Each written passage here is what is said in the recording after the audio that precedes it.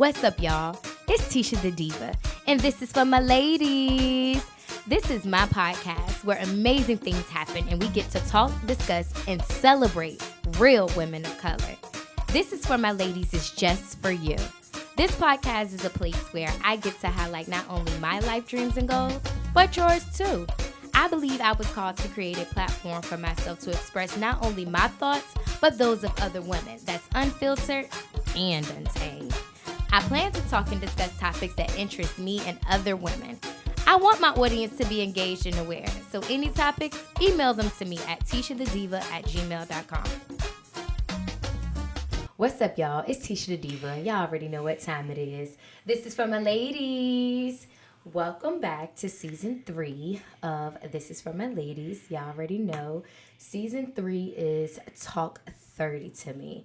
So last week, I had my 3 best friends up here, and we just talked all things 30, Talk 30 to me.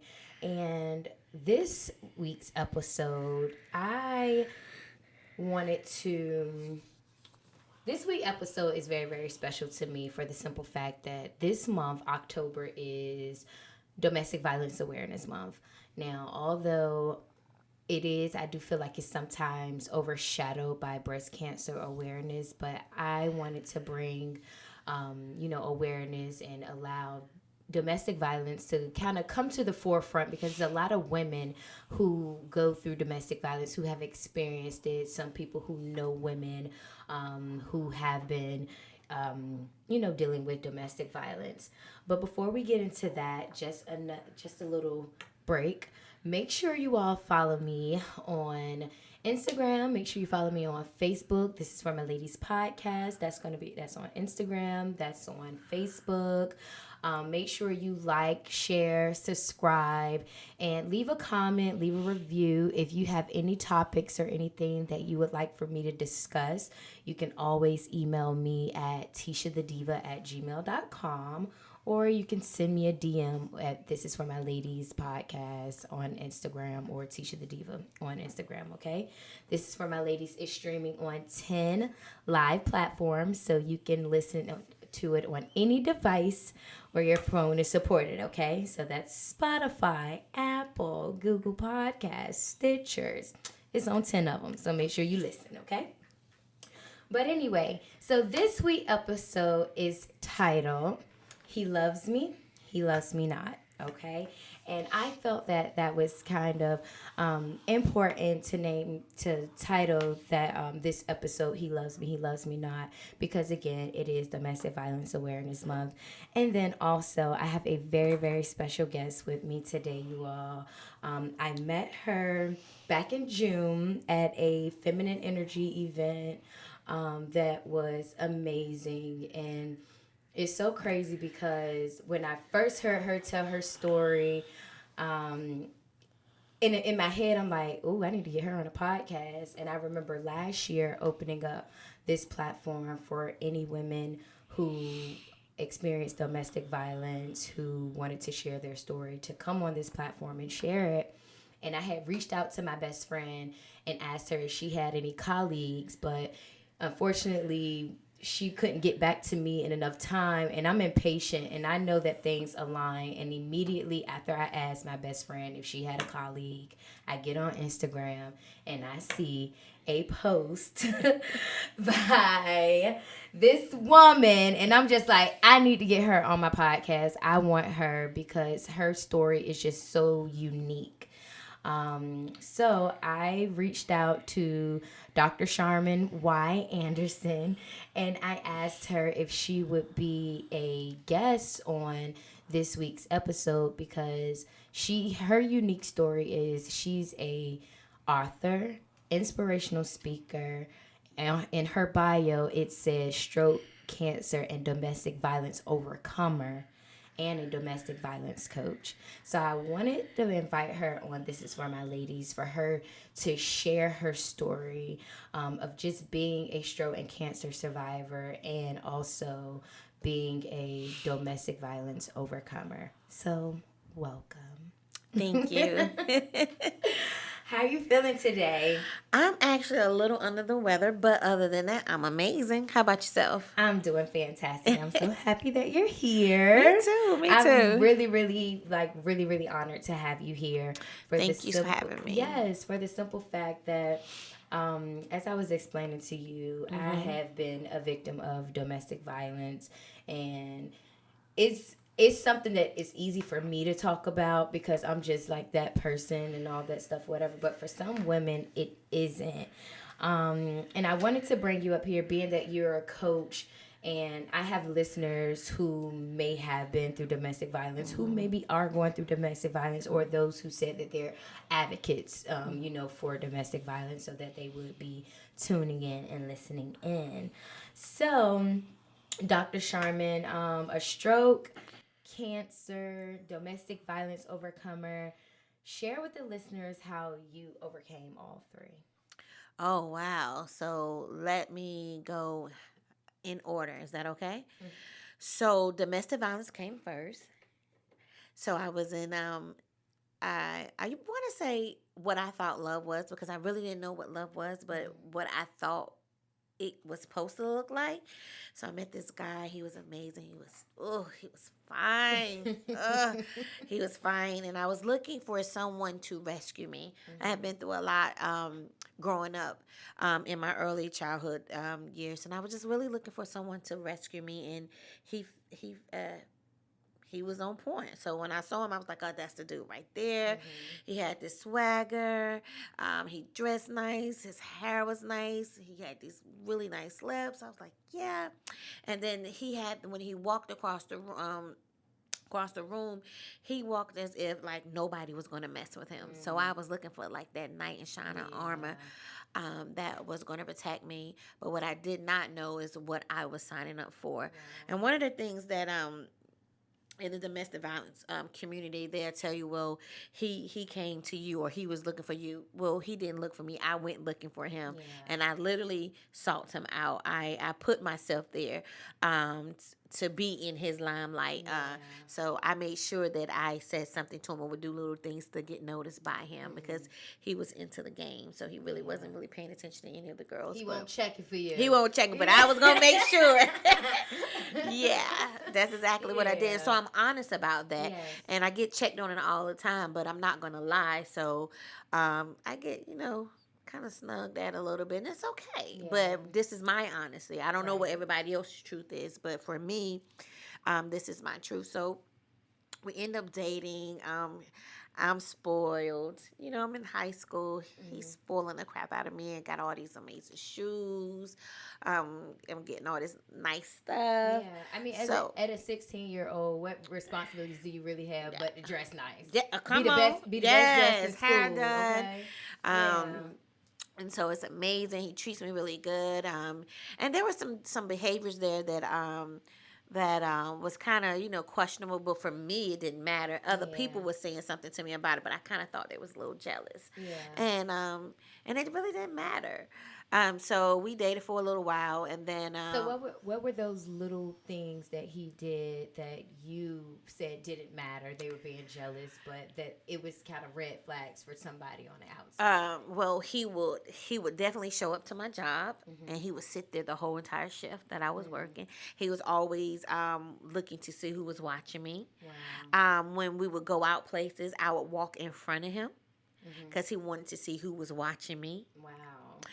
He will, if I'm in a store or something, he will be somewhere where he can see me to see if anybody's going to approach me. But you can't see him. He can see you, but you can't see him. Right. But I knew he was there. I just never knew exactly where he was at. But I knew because we was together, right? Wow. It would be like he needed to know what time I was going, soon as I got out of school, what time I was going to work, what time I got off, or what my whole entire schedule was for the week. So I would report to him when I first got my schedule what my work week would look like, so that he can align his day and evenings up with what I got to do, so he can come and literally sit at my job. Wow. and literally watch me work. And then when my manager would say something to him, he would just buy the store food. Anybody was, oh, don't worry, I got your food, So, and then she would say, well, you can't, Come sit on in. right in, since you help our sales go up. Yeah. You all right with me? Yeah.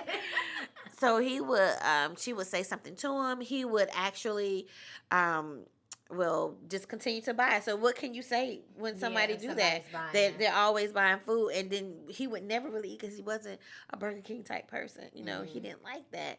But and when she would say something to him, he would eat one fry. So it would be so interesting to watch. So I mean, that's what he was kind of like intriguing. Yes, he was very sexy. Yes, very sexy. And he's, like I said before, he spoiled me back in those days. And in the 16-year-old mind, that was dope. Yes. So, it was dope, and it was remember flattering. Somebody brought me my first Rockaway jacket. Yes, you couldn't tell me nothing. Exactly. Okay, but yes. This guy brought me a Rockaway jacket. Yeah. Ooh. And so that's how that was. And so, and then it became the turn, began to do a little differently. It became a little bit more obsessed. It got to the point where customers couldn't speak to me, especially male customers. They couldn't speak to me if I smiled. I was flirting, and he would scream in the middle of the store, and he would say something, and I would be so embarrassed. And so the manager got tired of of it happening. Like, it was so bad that I wouldn't even greet the customer. If it was a guy, I would just keep my head down and just serve them their food or take their order. I wouldn't say anything. Wow. So not even making eye contact. Yeah, I couldn't even do that without him saying something. And so it got so bad one day, and it was an old man, and he just embarrassed me so bad in front of the older guy. I mean, this guy was old, had to be maybe like in his 60s. Wow. And so he embarrassed me so bad. I ran out into the bathroom, and I was just crying. And my manager kicked him out the store, and that was it for me for a while, right? And so life goes on. I end up getting pregnant. Life goes on. I end up getting pregnant twice. So I'm now pregnant. I had my daughter first, and now I'm pregnant with my son. And me and my son's father breaks up. Kind of find out, the guy I was talking to, he went to jail, and he ended up reaching out to me while he was literally in jail. Okay. And so he does that, and so we're talking because I'm fat. I'm pregnant, I'm fat. My baby daddy's not acting right, and so we end up talking. And that's how we end up getting back together. And he was taking care of me. And I don't know how in the world you was doing that back in the day. But, I was being taken care of while he was in prison. So I was like, well, how the hell you do that? But okay. So when he gets out, we reconnect. Okay. Amazing. I thought it was dope. I thought it was sweet. I thought it was great. He was very gentle. He was very soft. He was very loving to my children. And that's what it was. So... Yeah. And we dated, and then our first year anniversary comes up, and I'm excited because we done planned this really amazing date, and I got on this really cute little dress with this little cute shoes on, and I got my hair micro braided and I got it pinned up because that's what he liked me to wear. He loved micro braids, and so he's playing this game. This gambling game or whatever. And I'm getting anxious. I'm ready to go because our reservations time was like at 7. It was between 7 or 8. And either way, we had to go. It was approaching the hour. Yeah. Yes, right. Anniversary. Yes, because we was going. I've never been on like looking good. Yes, smelling fresh. Got them micro braids. And they were just done. Snatched. I got my little lipstick on, my little eyebrows, whatever. Back in the day. Any woman would be when they're ready for any special occasion. I'm ready to go. Because he took me to we was going to the restaurant on the dock. And so it was very expensive to eat there. And so the reservation was made 3 months prior. Wow. To even get in there, right? So I'm very excited. Inside reservation. Yes. And so I make a mistake and say, I wish you would just lose your money, so we can go. And so he looks at me, he said, well, if I lose my money, I'm going to beat your ass. I was like, nigga, please, whatever. So, and that's exactly what he did. He whooped my ass in front of his mom, sister, family, friends, and nobody did a thing. Wow. They just all sat there and just watched me get my butt beat. Nobody said nothing, nothing. And finally, when it was over, I got myself together, ran out. I'm all bloody. I get in my car. I drive home. And before I get to the house, I stop to Walmart and I change my clothes and clean my face up and stuff and go home. My mom was like, what's wrong with your eye? I was like, oh, a bug just flew in it. And she didn't say anything else. And so I didn't talk to him for weeks. And during that time, gifts was coming, sneakers was coming, flowers was coming, teddy bears and candy was coming, jewelry was coming, and all of it was being sent back. All of it was being sent back. And then this last time, he ended up coming to the house, and he kept ringing the doorbell and ringing the doorbell and ringing the doorbell and ringing the doorbell. And he sat out there for almost about 4 hours. Wow. Before I finally let him in. And then when he came in, I sat on one end of the couch and he sat on another end of the couch. And then he promised that he would never do it again. And then he took me to the store and bought me all this stuff. Wow. Yeah, spent a few $1,000s on me. And then I was right back in it. Wow. You know, and I think for me, that's exactly how we always go back. And I was, when we was talking earlier, I was talking about, you know, trying to figure out a way we could bridge that gap. Yeah. So when you're out, you know? Yes. But as a young girl, you know, you want that life. That status quo means something when people look at you like, oh man, she got on the newest sneakers. Them sneakers like $200 or $300. She got, you know what I'm saying? Yeah. And back in the day, Tommy Hilfiger was pouring and popping. You remember Tommy Hilfiger? Yes, of course. Oh, I didn't know. I didn't know.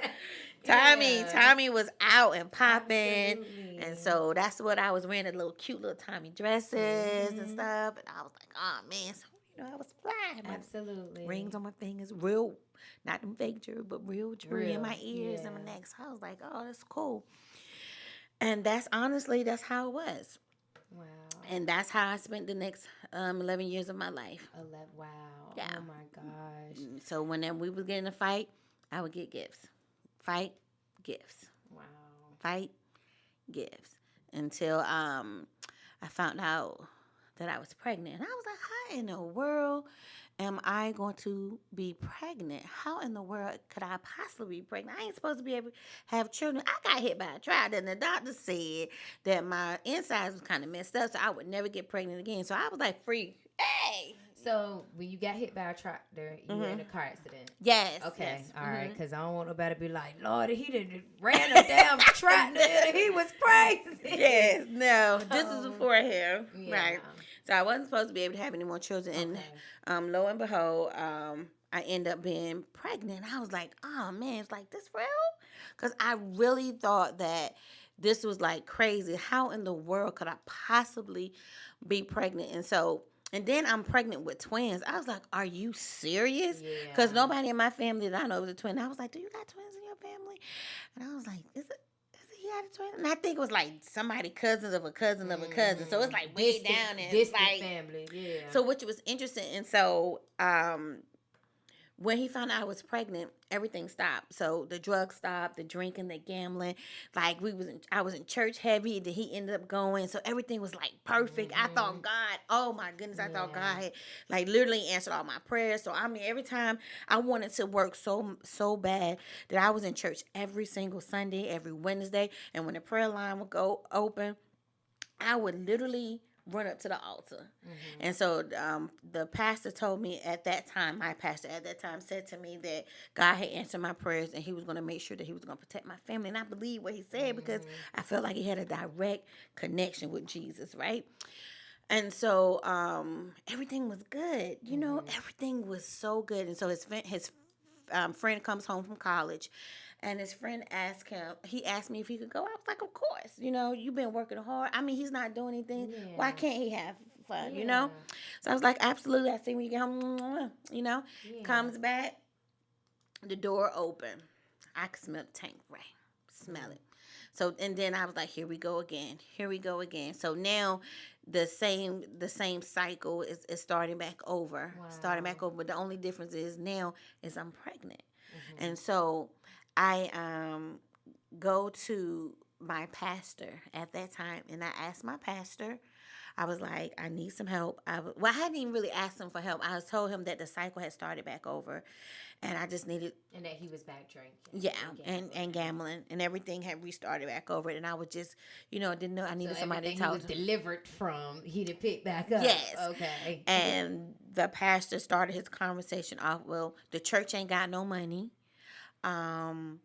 Our tithing, people ain't tithing like they used to, and honestly, it's an abomination against God if you leave, right? This is what he says to me, and so I'm looking at him like I'm just defeated now. Well, what am I going to do? I have nobody to help me, right? Because everybody, we're at a standstill. I have nobody really, and I was raised in to what goes on in your household stays on your household, and that right there alone, that was a whole black thing. Period. Yeah, Universal. but that has honestly got a lot of us messed up, because that was like some generation stuff has been passed down, and this is a lot of the reasons why we got pedophiles and stuff not being out here, living a free life, messing with all these cousins and stuff, and we ain't saying nothing. I have a podcast called Surviving Family. Yeah, Surviving Family. So yes. So I go, and this is what he tell me. So I leave, and I'm in the car. I'm defeated, and I was like, Lord have mercy.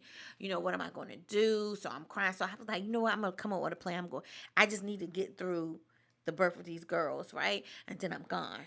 I don't care if we got to sleep in the car or whatever. So I'm going to become the yes. Whatever you need, yes. Whatever you want to do, yes. Okay, yep, yes. You need me? Yes. No matter what he asks me, I'm just going to be yes, girl. Get to the house. That Saturday. That Saturday night, because I talked to the pastor that Saturday morning. Get to the house that Saturday night, and he's not there. So I done got up. I done cooked neck bones and some chicken and some collard greens, some about that Jiffy cornbread, and add a little bit of sugar. Yeah. That Jiffy cornbread mix. Girls, I put down some white potatoes and cut them up, add a little bit of hot sauce. Yeah. Put them in the oven, get it crisp, got a little kick to it. So I done cooked all his little favorite stuff and made him a homemade cheesecake with strawberries, because this is what he likes. And so he gets home, and when he opens the door, the first thing I can smell is Tanqueray. And Tanqueray was the liquor back in the day, right? I don't know how people drunk that stuff. It was nasty. Tastes like cough syrup, but it was horrible. But I could smell it when he opened the door. And that was the night I really thought I was going to die. I already knew it. I just knew that I was going to die. Just knew it. And so when he walked in the house, I was like, hey, baby. And he was like, what you so happy about? So I'm like, oh, nothing. Do you want something to eat? You want some water? You want a soda? This is what I'm asking, because, I'm just going to stay, in this really good mood, because I already know what's getting ready to go down. Yeah. So he wants the car keys. Well, I don't want to give him the car keys because he's obviously drunk, right? Yeah. So I said to him, I was like, well, this is what I'm doing. I'm going to grab the kids, and I'm going to grab our coats, and I'm going to put them in their seats, and we're going to go wherever you want to go. I'm going to take you. And no matter how, if you stay there all night, then we'll be right outside. I got the blankets in the back seat. They'll be warm, you know what I'm saying? So I'm going to make sure you're safe, because he's the breadwinner of the household, because I need that income, because he takes really good care of us, right? Yeah. And it just never went from there. He didn't receive that. And so he got mad, and we're fussing over car keys, something. I'm like, I'm trying to save your life, Yeah. And it went from there. The first blow came, second blow came, third blow came. And I don't really remember. I know I took 28 blows. Wow. And then it went from blows to kicks in the stomach to him yelling at the kids, to go in the room. And I'm telling him to go in the room, I'm okay. I can hear my daughter stop hearing my mama, stop hearing my mama. And it's just horrible. And like, he's never done that to me before. This was different. So I didn't know what to do, because this was something completely different. It was really as if I was battling the devil myself. Like, he was his eyes was different. It just looked like he had multiple faces. He just looked weird as crap. So when he finally stopped, I was trying to get myself together to grab the door. And it seemed like the door was like right in front of me, but it really wasn't. It was really across the room, but I just felt like it was kind of close to me. So I was reaching out for the door, and then I went back. He literally took my micro braids and pulled them, and I hit the floor backwards. And he dragged me in the room, and he threw me in the closet, and I stayed in there for 3 days. And um, my neighbor kept coming over to the house looking for me because she noticed that I hadn't called her, I hadn't checked in. We were like closest. I mean, like really, really close. We talked to each other every day, and when he would come, I'd be like, "There go that nigga," you know what I'm saying? Or that's how. Yeah, So, yeah, we would talk, and every day, and then she don't hear from me, which is strange. yeah. But she already knew if she didn't hear from me, she knew to check in if something is Of going. course. And so she kept looking. She kept coming on the banging on the door. Nothing. He wasn't saying anything. So did my kids miss school, and he would tell her that he told her that I went out of town. She was like, "You went out of town. Charmin wouldn't leave her damn kids with you. This is stuff she's saying." So they're back and forth, and he telling she need to mind her business or whatever. And I'm not saying anything because this nigga done told me straight up if I say anything, he's gonna hurt my two older kids. So I'm not gonna say anything, right? I'm just feeling like this is a stage and it's gonna be over soon, right? Yeah. And so when he opens the door and says little stuff to me, he says stuff like, I'm doing this because I love you, right? I just wish you would just listen to me. You just so hard headed. You should have just gave me the car keys, Like I was just trying to go to the store. I'm just trying to go, do whatever I need to do. And you just wouldn't listen. You should have just gave me the car keys or whatever. So I hear my neighbor coming back and forth again. She's going at her like she's banging on the door. Like, I know she in there. What you do? What you do, Glenn? Where's she at? She would never leave and not say anything to me. And so then finally I hear all this racket, right? I hear all this racket. So I don't know what she said to them to get them down there, but here come the police siren. I hear the police. I know that the ambulance is out there. I know that the fire department is out there, and they're banging on the door. He opens the door. They're saying there have been reports of a missing person, and we just wanted to know, have you seen her? And he says, my wife was out of town, right?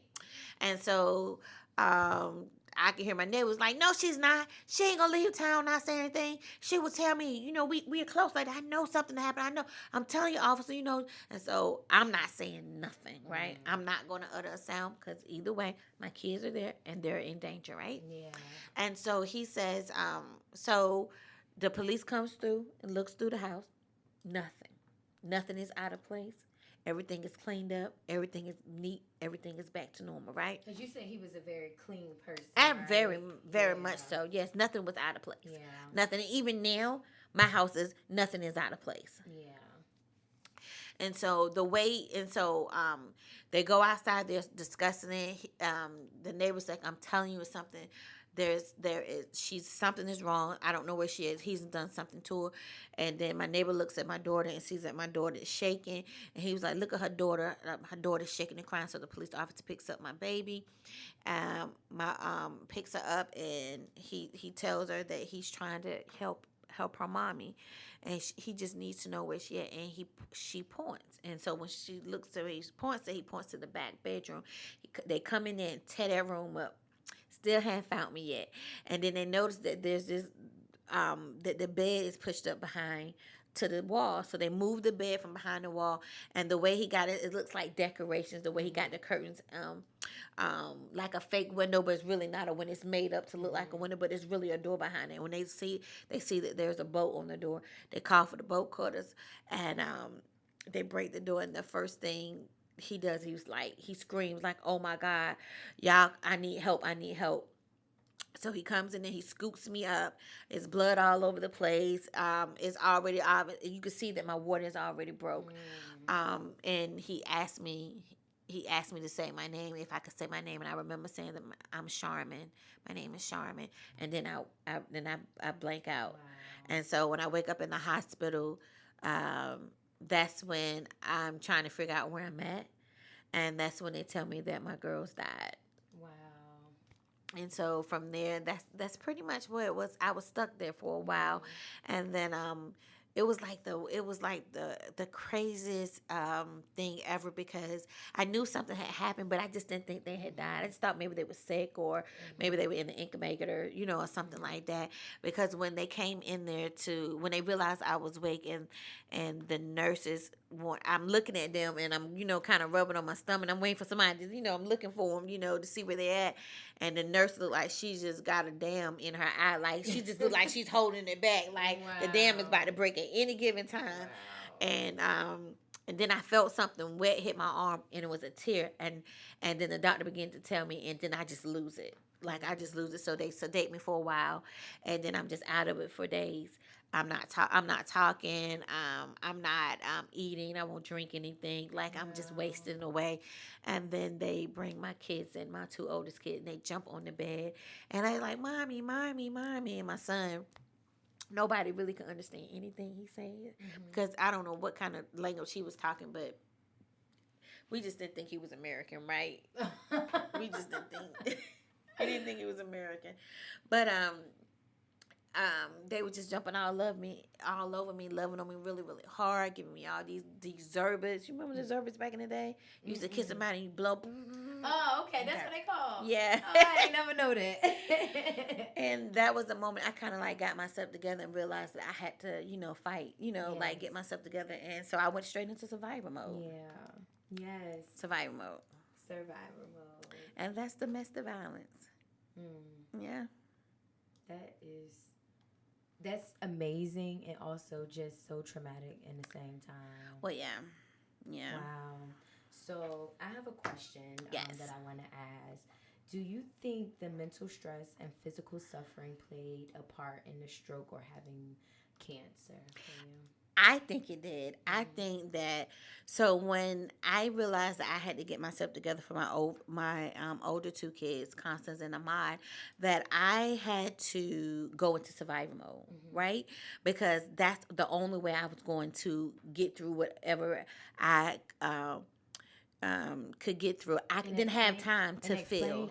Survivor mode, just Okay. to make it clear for like. So for me, I went from victim. Victim mode for me is when the act first happened, right? So you go through those motions of being a victim, and then from being a victim, you go into survival, like getting your life back together, right? And that's where I got stuck. It's continuously getting my life back together. I didn't have time to deal with my emotions or mourn my children that I had lost. I didn't have time to deal with anything because my two kids that were living needed me. So I put those emotions in a box and buried them over there to the side on the back shelf, right? And they collected cobwebs. But what I didn't realize is that me not dealing with those issues or that unresolved pain, it began to affect my body in different ways. A lot of times people can't believe that things can affect your body, but when you have so much pain and so much hurt, it manifests differently. For me, mine manifests in ailments. So I had cancer twice and 2 strokes, right? Wow. And so I personally believe that it all manifests from unresolved pain. Wow. Unresolved pain. Yeah. Oh my goodness. But doctor said something different, but I'm telling you, this is what, yeah. You know. But then research, kind of, they argue against each other all the time. But for me, I really believe that a lot of the things that I have been through has been me taking so long to actually mourn. I'm still in mourning now. I just started mourning them 2 years ago. Wow. 2 years ago. And they would be 19. Wow. Yeah. Wow. Oh my goodness. So you explained that when you woke up in the hospital, so was that the ending moment for you that made you decide that you could never go back? Honestly, that's a good question.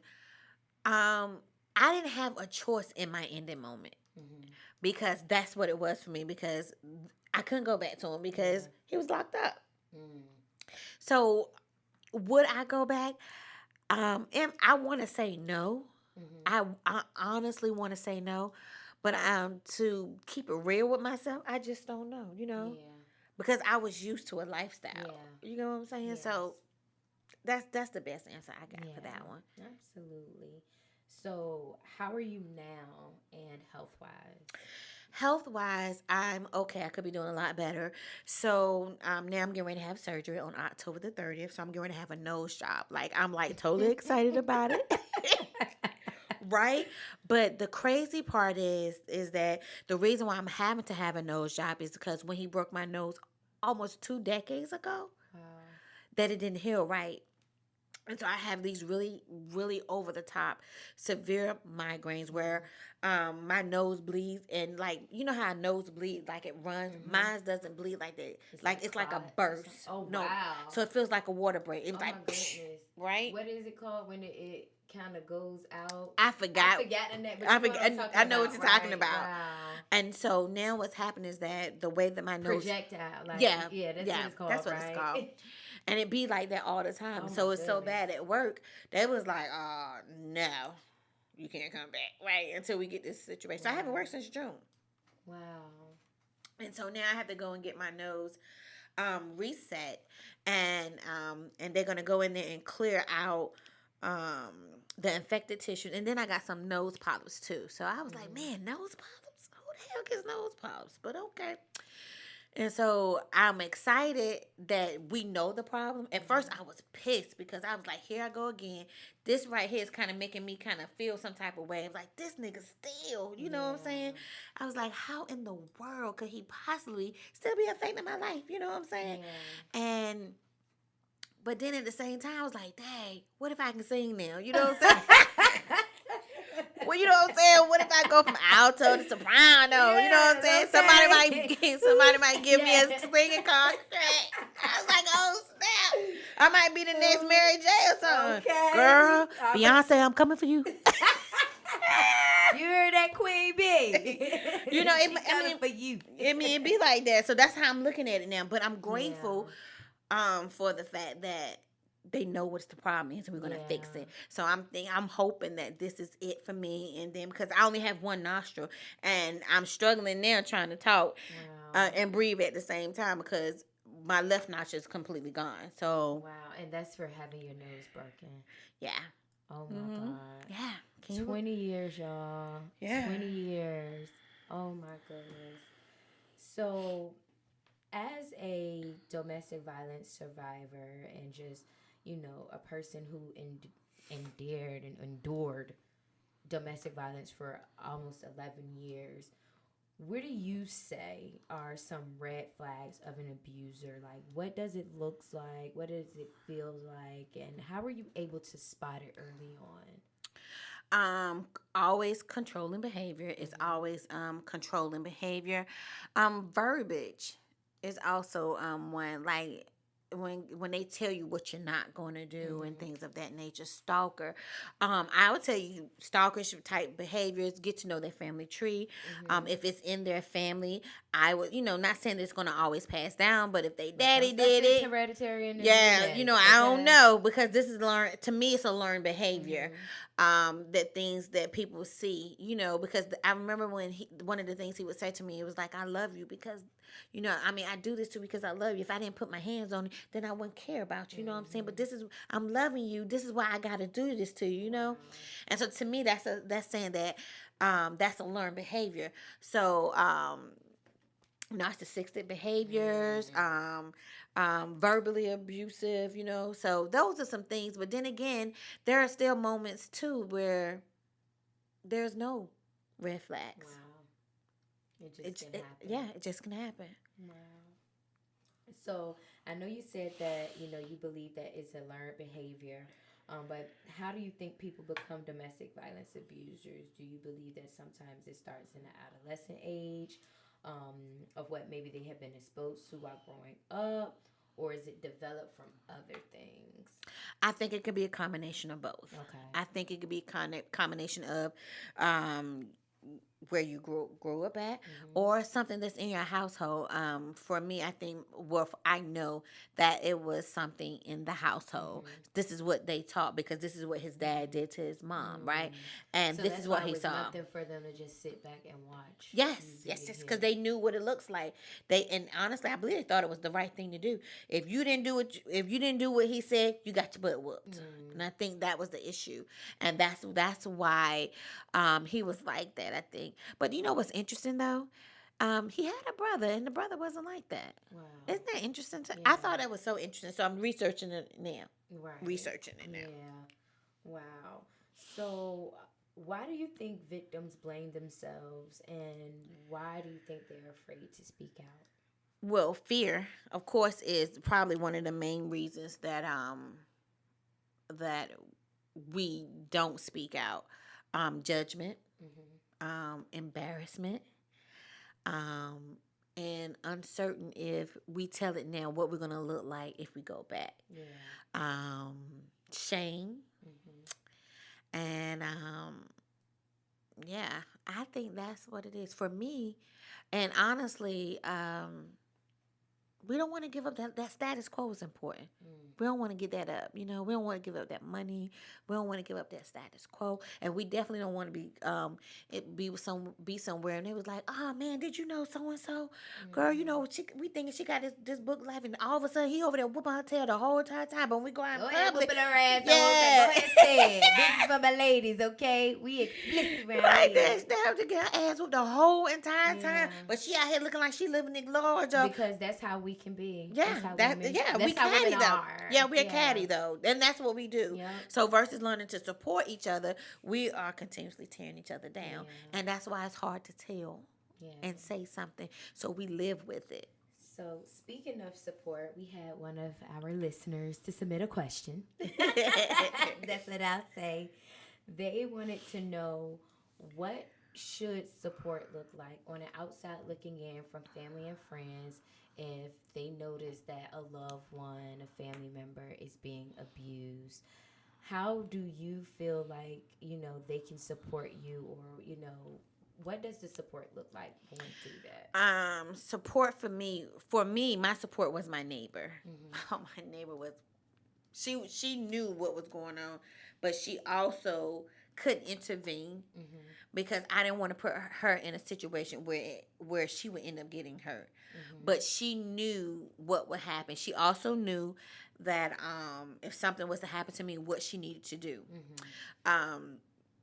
Support for me, just support is being able to listen without judgment, because just because we tell you what's going on doesn't necessarily mean we want to leave, right? And it's hard as a person that has been on both sides. It's hard to tell somebody, well, you need to leave when there are other circumstances, right? And for us, if that's all you're hearing or telling us, that's not what we want to hear.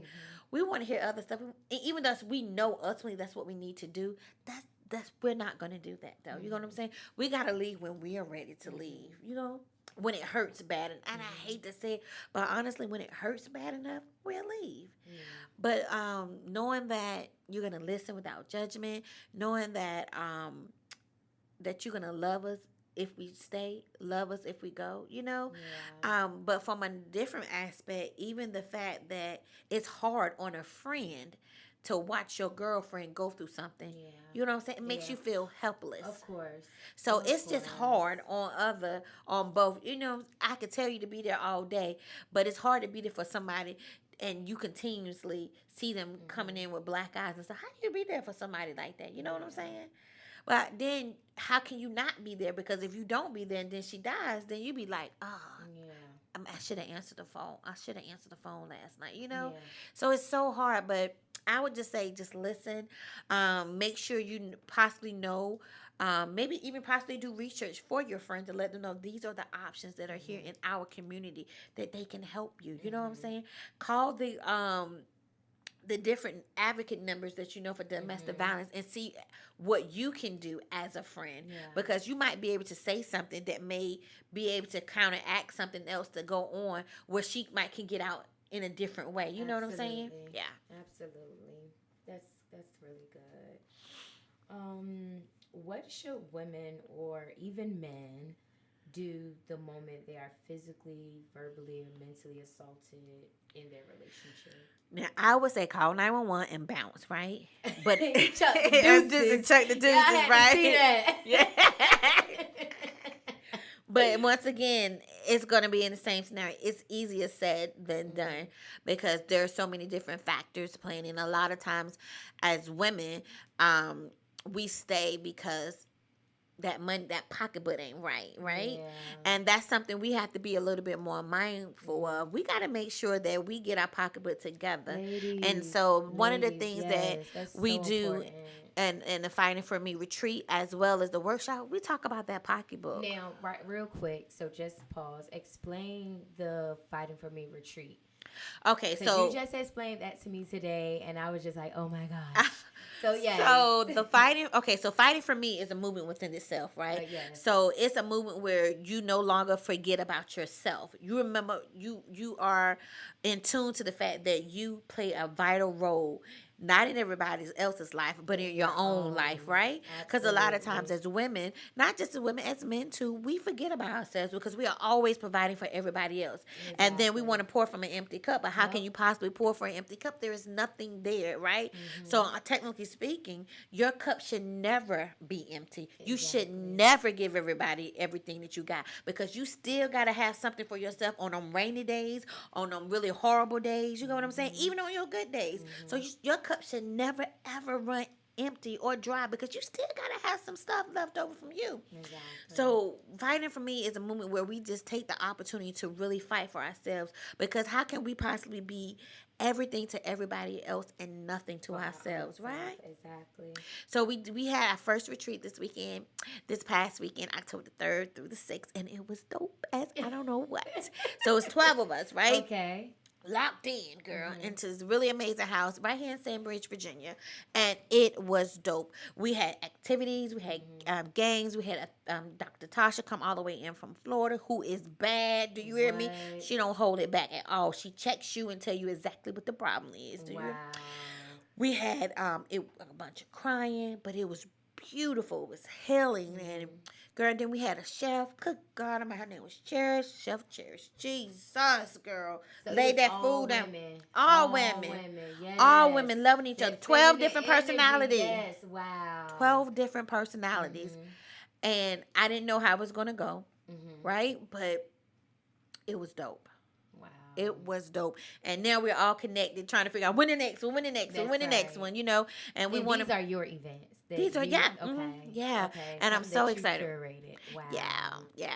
Absolutely. Yeah. So you said that the Fighting for Me retreat, you said that y'all talk about the women's pocketbook. We talk about the pocketbook. We talk about how to create the wealth that we need. Because, listen, even I have a little kitty. You know what I'm saying? Kitty. And that kitty is something I tuck away, I put away. You know what I'm saying? And sometimes I can't put anything in the kitty because it's difficult, you know, because listen, I live in a really good, pretty decent neighborhood. It's a little expensive, right? Yeah. But I still do what I can do. So I always pay myself. And now I not only pay myself, but I pay my kitty because my kitty is important. That's called like the rainy fund. Yeah. And usually what happens when you get married or whatever, your money all becomes meshed together. But what happens when your money is no longer meshed together? So it's now you're not together. Do you have anything for yourself? Or are you totally dependent on your mates? Yeah. And I think that's what, like, you know, of course, I feel like now that we're in this, you know, age where, you know, at one point it was to be dependent on the man, be dependent on the man. But, you know, now women are stepping into independency and, you know, wanting to secure and wanting to have their own because things happen. Well, yeah. Things happen, and it's important to make sure that, you know, you have your own, like you were saying when you went into, you know, survivor mode. Yeah. And you were saying that you were feeling empty because what? You didn't I didn't have anything. Yeah. I didn't have a plan B. I didn't have a plan B. And so I fell flat on my face. Like I felt disgusted. I didn't know what to do. I felt lost. I didn't know how to, I had lost my independence. You know, I forgot what it felt like to really, you know. So I had to get myself together. I went back to school. I finished my associate's degree. I finished my bachelor's degree. I went and got my master's. I went and got my doctoral degree. Yes. Yeah, and now Dr. Charmin, paging Dr. Charmin. Absolutely. And how was getting your education? Like, how was investing in yourself and in yourself? Yeah. How did that feel for you? It felt amazing. It felt beautiful because there were moments where me and my children would sit at the table and we would do our homework together. And I found myself reading my paper to like my kids. And I was like, that sound right. My son would be like, no, Ma. That's kind of stupid. Yeah, that's kind of stupid. You need to change it or something like that. My daughter was like, Ma, it's not matching. Doesn't make any sense. So we would sit, you know, and we would do that to each other. But it gave us an opportunity to spend time because they got to see mommy, go to work, still come home, cook dinner, and we would sit at the table do homework while dinner was cooking. Yeah. So it was amazing, and my kids are just dope kids, They're just amazing kids because usually when they've been through as much as they've been through and seen some of the stuff that they've been through, usually, stats would say that they should be a crackhead, or drugs or criminals, and neither one of them. My daughter, she's in both of my kids are military. Okay. My son is in Japan and my daughter's here. My daughter is in Army Reserve, and she literally just not so long ago she was working at the shipyard and she quit the shipyard. And I was like, "You gonna do what? Are you crazy? Exactly, you gonna give them benefits?" And she was like, "Black folks in them benefits." Yeah. They don't care if you can hate your job. And she you said, gonna give them good benefits. Girl, I was like, okay. And I had to kind of peel myself back to support what it is she wanted to do. And she was like, "Ma, I just want to be happy." Yeah. And I understood what she was saying. So then she found the job of her dreams, and she's loving it. And she was like, "Mom, let me tell you what I did today." And she's just so happy. Yeah. And she does the military. And then she has her own little side hustle. She does really amazing things with cars. Wow. Okay. Yeah. And my son is just in Japan. He just made an E4. And I'm like, "Yes, honey." Yeah, congratulations, Mom. Yeah, thank you. Congratulations. Absolutely. That's amazing. So, another question, which I don't have many. This has been amazing. Oh my gosh.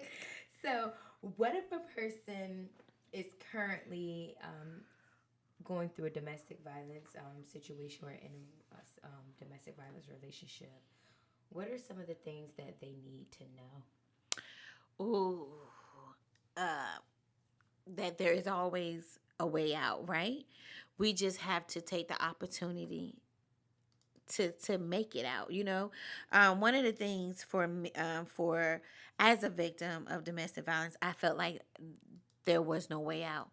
And a lot of this because I didn't do the research that I needed to do, right? As we're living in a time now that technology is amazing. Right. All you got to do is hit the button. Right. You know what I'm saying? Listen, earlier today I made a mistake and dialed 911. But there are other people, there are entities out here that are willing to help you get you on your feet, right? Even with me, like I had a couple of clients that needed clothes. They're going in their first interview. So I was like, "Come on in my closet." You know what I'm saying? Because I have speaking engagements all the time. Yeah. So come in my closet and take what you need. And then there are some moments I was like, "You know what? Where you at? I'm about to bring you some clothes." And I had just downsized from a 3-bedroom to a 1-bedroom. And so I never forget, I gave this girl some clothes and she was like, "Oh, I got this job in Charmin." I was like, "Girl, for real, what you wear?" She said, "Oh, I wore this really black amazing suit by Gabrielle." And she was like, "Yeah." And she was like, "Yeah, and I wore some Christian Louboutin." I said, "You wore some, what kind of shoes you say?" She was like, "Christian Louboutin." I said, "What color?" I said, "I don't think I meant to give you those, girl." I need my shit back. But it's different things like that. Yeah. There are people here in the community that has resources that will be able to help you. You just got to be able to tap in. Know that this is not the end, and you'd have every right to get out. You don't have to stay there. But one of the things is you have to want to leave. Yeah. I wish there was something I can do to guarantee everybody that once a person leaves that they don't go back. But there's nothing that I do because majority of the time they always go back. But that's the sign of control. That's just the reality. Yeah. Like as we don't want it to be true and no, but that's the reality. Yeah. Most of the time, especially victims return back to their abuser. Yeah. So I just wish it was something I could do. That I think that right there bothers me the most. I wish that if matter of fact, let me tell you what I really want to do. I want to create like a small area. Like I want to buy this really amazing piece of land, and I wanted to put like little tankers up there. They're not tankers. They're like the little, they're not tanks. What are they called? They look like bins. Okay. But you're talking about the ones that like at the shipyard and all that. Yeah, stuff? But they make them into they make them houses now. Yes, girl. So I wanted to create like a whole block, right? Storage. They call them storage houses. Yeah. And so I want to create like a whole block, and it'd be like a fighting for me neighborhood, and where we still do sections, but they got somewhere safe to live, and they can stay there from 6 months to a year. Yes. and then we help transition them out, and then bring to the Absolutely. next couple. You know what I'm saying? Absolutely. I really want to do something like that. Yes, you can do something Somebody like give me some that. money so I can do that. Exactly. So we need somebody. Come on, we're putting it out.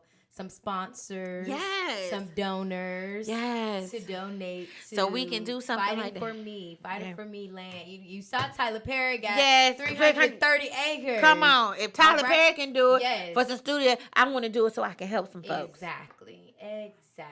And I'm talking about really help somebody, not sitting on no grants. You know what I'm saying? And You ain't got to be in intimate danger, because what you know, that thing bothers me when they was like, well, are you in intimate danger? Well, he hit me 3 days ago. Oh, so you're not in? No, that nigga hit you three. It don't matter. Yeah. Yes, let's go. Yeah, Let's go. absolutely. Let's go. Yeah. So now, this is a really. This question kind of, I want to ask you, as being a person who survived, overcame domestic violence, what do you say to those women who are okay with being, roughed up or, smacked around just a little bit? Okay, so the first thing I want to say, nigga, you crazy, right? But on a different, from a different perspective, I just want to know, I guess, is that the example you want to set for your children? You know what I'm saying? Like, because if this is something, acceptable behavior, I understand, a little bit, as far as the bedroom. Yeah. You know what I'm saying? But that slapping. Outside of that? Yeah. Yeah. That slapping me in my face, or, whatever it is, figure forming, whatever it is that you're doing, none of that. Because I believe that. You said the figure four. Whatever it is that you're doing, I just think that we got to be mindful that our kids are always watching. And believe it or not, when a parent, especially a mother, is hurting, that child feels that. For real, especially if that's your child, they feel that. There's a connection. For now, however long months. So, absolutely. And my daughter still to this day calls me, "Mom, you okay?" That's what she says. My son, he's a little different. I be like, "Hey, son, what up?" You know what I'm saying? Yeah. Those boys for you. That's exactly how my brother is. But they don't play no games when it comes to me. Do you hear me? Great kids. They're great kids. Absolutely. They seen you go through a lot. So Yeah. Of course, they feel like, they have to be there for you. Yeah. So, do you feel that an abuser can change?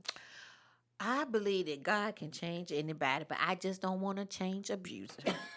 I personally don't want one, but absolutely. that's just my preference, but I believe that everybody can change. I believe that, but I personally won't want one. Gotcha. Yeah. Absolutely. Well, those are all my questions that I have for you. I am so honored to have you. Thank you. Dr. Charmin, y'all. Give her a round of applause. So, go ahead and, talk about your books. Okay. You have 2 books. You also have a book signing coming up. So, tell about, you have a couple of events for the month of October. So just put them out there. So, any of our listeners who know somebody that could utilize, because Dr. Charmin is a domestic violence coach, you all. So if there's anybody that's listening that, need some resources or just need to come out or even want to meet Dr. Charmin, let us know where you'll be at. Okay. So I have 2 books that's coming out. Well, I have 1 book that's coming out. This is my second book. My first book was called Behind My Smile, Every Woman's Worst Nightmare. And then my second book is going to be released October the 26th at Barnes & Noble in MacArthur Mall, Norfolk, Virginia at 1 o'clock. I would love to see you.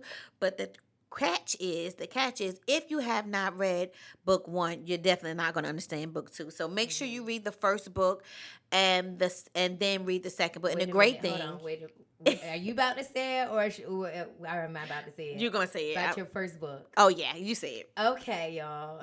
So Dr. Charmin told me that within 15 minutes. 15 minutes of her publishing her book and it going online, she became Amazon's best seller. Yes, Yes. so I am pushing for the same thing for book Yes, 2. And this is my very absolutely. first book signing. I didn't do a book signing for the first one. So I'm Yay. very excited about that. And I wrote it for people that don't like to read. So it's not long. But it's effective. Yes, It's effective. absolutely. So Alrighty, so Behind My Smile, Every Woman's Worst Nightmare, and When Dead Flowers Bloom. yes, When Dead Flowers Dr. Charmin, y'all. Yes. So you have a couple, like, what, how many other events going on for this month? So tomorrow I'll be on Fire to Inspire, and then I'm headed to Raleigh next weekend, and then I'm headed to Raleigh next weekend, and then I'm headed to Maryland, and then my book signing. Then I'm headed to Maryland, and then I'm down for my surgery on October the 30th. Oh, you got a busy month. I know, yes, girl. we gotta find out where you at so we can see you some flowers, so you can send me smell with some your new flowers. nose. I know. Girl, no, Smell the roses. excited. Yes, awesome. All right, so is there anything that you want to leave the listeners just about surviving domestic violence, becoming a overcomer? Is there anything that you want to leave with our listeners? I just want to say, in order to actually move from victim to survivor to overcomer, the first thing you really honestly have to do is acknowledge what happened, right? Also understand that it's not your fault, you know? So I want you to be aware also that it's okay for you not to be okay.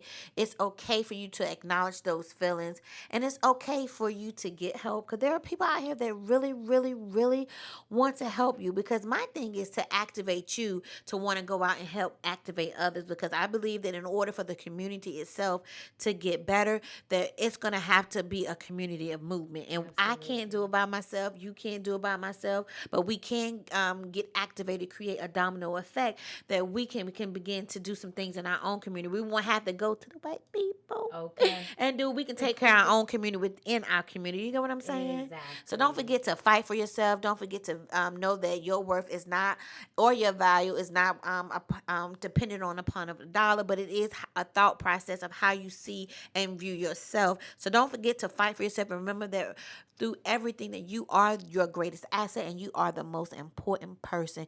And believe it or not, babes, you are completely 100 dependent on you. And there you have it. Dr. Charmin, everybody.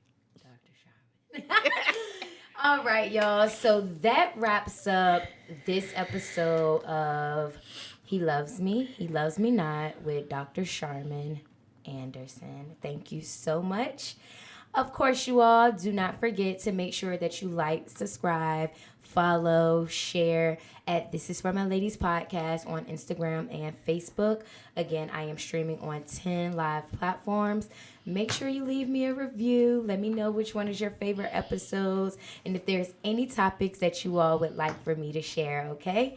Y'all already know what time it is. It's Tisha Tuesday. Catch me at Desire Dance tonight, and it's a wrap.